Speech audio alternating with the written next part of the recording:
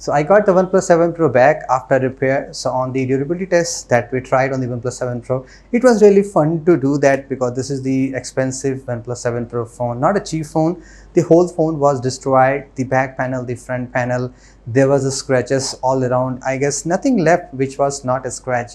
And this is how the phone looks like. Everything is repaired. There's no such problem at all. Okay, so we are here talking about how is the OnePlus 7 Pro camera overall. If you have purchased a device, you know a little bit also, but you may have not used all the feature. Or if you're planning to buy OnePlus 7 Pro, here is what I can recommend to you guys.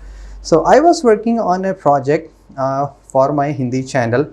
It was actually shot on OnePlus 7 Pro video. If you want to watch that video, it is really fun. I try to show you all kind of stuff, you know, how's the camera actually, the videos, the low light photos, the slow motion, everything. I tried to cover that you guys may be wondering. So I'm just going to summarize you everything that I have found with the whole video. And I have taken bunch of photos. As you can see, there are I guess 150 plus photos. There are so many photos I have taken. So this is a whole bunch of photos. What I figured out with the phone and how's the camera. There is a triple camera on the back this time. The 48 megapixel main camera, there is a 8 megapixel telephoto lens, and there is a 16 megapixel wide angle lens which you can take to capture at least 117 degrees. So here is the camera application. It's a very old OnePlus application that you may have seen, but there are some refinement. These are the options you're going to get that. The one point I want to show you, if you go to the Pro mode, there is a 48 megapixel option. You can take it. There's a raw capture mode also, just to keep all the details. So this is how you can enable actually to take the 48 megapixel camera shot from use and throw to use and grow. And on the video you can film up to 4K 60 frames per second starting from the 1080p video. So this is the complete OnePlus camera UI. But how about the actual photo quality? So I haven't compared with any of the flagship phones. This is just original what I found with the OnePlus 7 Pro. So starting with the daytime photos, there is a three option. First you can take photo on the normal mode. Then on the second option you can go on to the 3x optical zoom. And the last option is 117 degrees ultra wide lens. So sometime I figured out that the photos coming from the ultra wide lens are great. Maybe this is due to some optics difference because both optics are different. So photos coming from the ultra wide lens seems to be more natural. I can see a lot of more dynamic range, especially if I see on the cloud side. Clouds are more visible, sky is looking much better on that. If we talk about the color reproduction, so here I have something to disappoint you guys because this is not the on the one shot. I saw this on the many shot. For example, most of the photos that you are taking, they all are actually slightly more overexposed. The colors are not coming what it should be. For example, if you take a photograph of a fire, it's not coming red. I mean, the burning coal is always red. But if you take photos, it comes completely pink. I mean, it's like some different natural substance. It's not coming. And a lot of you guys have commented on my other channel, what is the Oxygenous version that you're using? Because there's a lot of huge update came. So if I just go to system updates, you can see the current version is 9.5.7. This is the latest available and company has done a lot of camera improvement on that. But in terms of color department, I will say most of the colors are slightly more oversaturated. The yellow is more yellow, red is sometimes pink, orange or sometimes orange is okay, green is slightly more green. So this kind of problem can be fixed with a future software update, but if it is something related to the hardware itself that the company has put it on the OnePlus 7 Pro, I really doubt it can be fixed with that. But overall shot is great. I mean, the details are very enough. I mean, you can see a lot of details. The noise is very less. I mean, in the daytime there won't be much noise, but photos are sharp, but colors are actually not original. This is what I felt after taking so many photos. Speaking of the guys, low light, this is where photos should perform excellent. If we just talk about the price segment, 52 to 53k Indian currency, this is a direct competitor to the Galaxy and the Pixel. Now, low light photos are good. I mean, I have taken a lot of photos with most of the phones here. They all perform great. And OnePlus 7 Pro also do have a dedicated night mode, or you can call it as a night escape. So photos are okay, but I guess in many of the situations I found that you know, for an instance, if I'm trying to take a nightscape photo of myself, except me, all the background objects are properly shown. This is what I can say here. And also, if you just look behind the building, which is showing in the pink color, that is not actually the paint on the building. It just reflects a red light from a hoarding far away from that.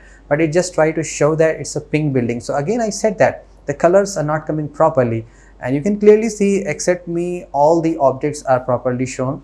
That is okay. I mean, I just try to take of myself, but other than that, if you just take any non-human face, photos are coming okay. Another disappointment I figured out, especially on the flash, I don't think so it is a true tone flash like the one used on the iPhone.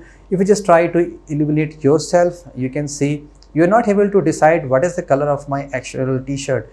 Actually it is yellow color, but most of you guys may be thinking it is something white or some any different color. Now about the front camera, how's the front camera working? So there is a dedicated pop-up camera, we will talk about that here. So if I just take a portrait, here is my photo, and I took photo here of the portrait here. So one problem I saw that overall photos are coming nice. I mean, there is no problem, everything is perfect. The here details are completely maintained, you know, like the edge detection is proper here, but there should be some options to control the blur level, because I am seeing that option in many of the phones, especially in the budget phones too. Even after taking photos, there is no option to go on the gallery and try to edit that thing. These things are not there. Now speaking of the video quality of the front camera, if I just show you like that, this is how the front video camera is. So this is 16 megapixel selfie camera. It can film up to 1080p video. They are doing that from 3 to 4 years back. My problem is that, my complaint actually is that since there is a dedicated selfie camera, that means you got a lot of space to put a camera sensor there. So why you're not giving more megapixel, at least 32 megapixel? If you take a selfie with a 32 megapixel, you get a lot of details. I mean, photos are coming beautiful. So photos are coming nice here. I have no complaint with that.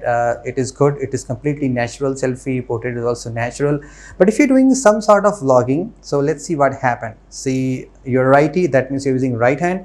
It is okay, the camera is coming this side, that's fine. But if you are a lefty person, that means you're using this hand, your left hand, and you're trying to do some vlogging, so you may end up holding your phone this way, and your hand is actually blocking the front camera. So this kind of problem, you can see I am seeing my hand coming over there. So that's a problem, especially if you're doing vlogging. If you're not doing vlogging, that's fine, I have no complaint. But first complaint, why you're not giving 32 megapixel, and second complaint is that why you're not adding more than full HD video capability there, at least 2K. Speaking of the video quality, at least at the minimum you have 1080p 30 frames per second, and you do have 3x optical zoom support here too, like the way you can do on the photograph itself. This is 1080p, very minimum. It take least space, it will be smooth, but the zooming will not be very great, of course. And moving further, you can get 1080p 60 frames per second. If you are trying to filming a still video, try to use 60 frames per second, because it will be slightly shaky. Otherwise you do get some better details compared to 1080p 30 frames per second. Moving further, you do have 4K on the 30 frames per second, which will be smooth, like you can see, and quality will be more. So prefer 4K 30 frames per second for all those stuff. I mean, it is great. I mean, you do get a lot of details when it zoom in also. That's much better. Now at the highest end, you do have 4K 60 frames per second. It takes a lot of space, at least for 5-minute filming. This is the max for one per clip. It takes around 3 to 4 gigabytes of storage, depends on which quality, I mean which location you are filming with that. Now you might be wondering what kind of stabilization do you get? So you do get stabilized video once it is only 30 frames per second, that is the full HD 30 frames per second, and on the 4K 30 frames per second videos will be stabilized. If you're moving over 60 frames per second, that is 60 frames per second, or 4K 60 frames per second, videos will not be stabilized. There is no OIS applied. It will be just shaky, kind of like you see. Now one thing I left to talk about is the slow motion. So this phone doesn't support 960 frames per second, which I know it's not a huge popular deal. Nobody is taking slow motion. But if you just try to take a slow motion on the 720p, that is up to 480 frames per second on the slow motion, videos are good. But if you just look closely, the video quality, actually the overall clarity is not great. There are a lot of noise even on the daytime when I am filming outdoor at 2 p.m. when the sun is directly above my head on the top, but still there is a noise. So if you watch on the computer, you can see the details, like there's a lot of noise there. And if you just try to film on the full HD, details are great. Noise level is slightly less, but it's still there on the full HD. So I don't think so it's a big deal. Not everybody is going to film on the slow motion, but still what I find, I just shown you. So what is the final verdict for the OnePlus 7 Pro camera? So I will say this is a decent camera phone. It has a lot of capability to do, but still there needs a lot of improvement. There could be some future software update which can fix those kind of issues like the color and all the stuff, and slow motion quality can be improved in the future. But this is not the best camera. Again, the price is definitely so high, but they are not performing like the price we are paying. There are phones like the Pixel 3a which can do a lot better job than that. So you can check out some other videos for the comparison. No doubt phone is good, it feels great, super expensive, really fast phone, the battery is good, everything is good. For the camera department, if you just want to buy this phone for the camera only, look somewhere else. If you want to buy an overall package which has a decent camera and overall good performance, the OnePlus 7 Pro is a good phone for you. This is Saurabh. Have a great day.